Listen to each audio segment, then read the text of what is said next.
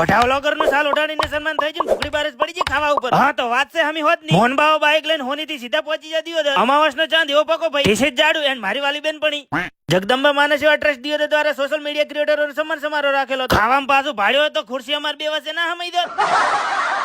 This is ફુલાવર જ્યાં નથી ખબર નહીં. આ બાજુ જેવું કોક નું સન્માન થાય એવી મારી બેન પણી જોર જોર થી તાળી પાડે. ખબર તો પડી જો ને અમે બેઠા હતા. ફેરો માથે ના પડવો જોઈએ. નામ અબડતો જ પાકો ભીડ ભાગતો પહોંચી જાય સ્ટેજ ઉપર. હા તો મુશલે આ બાજી રહું. Thank you. ફટાફટ પહોંચ બરો પછી કેતો નાક રહી ગયો. લ્યો હવે સીન સપાટા ચાલુ. પાપિયો બધાય પોતપોતાનો કન્ટેન્ટ આપતા હતા ને અમને કીધું કે તમે છોકરા અંગત ફોટો પડાવો. અમે સિલે આ પાછા પડો ઉભા રહ્યા બે વટા આગળ. લાજ શરમ તો આવતી નથી ઓને. મહિલા ક્રિએટર અંગત ફોટો શૂટ થઈ ગયું થઈ જાય બીજા ટાર્ગેટ બાજુ રહેવાના. રેડિયલ ની ગેંગ પહોંચી જી બંસી હોટલે. હસ્તીઓ બધી પોતપોતાની જગ્યા લઈને બેહી ગઈ. પણ ખબર નહીં મારી ડિશ ક્યારે આવશે. ભાઈ મારા ભાગનું બનાવતી ના વેત થઈ ગયો છે.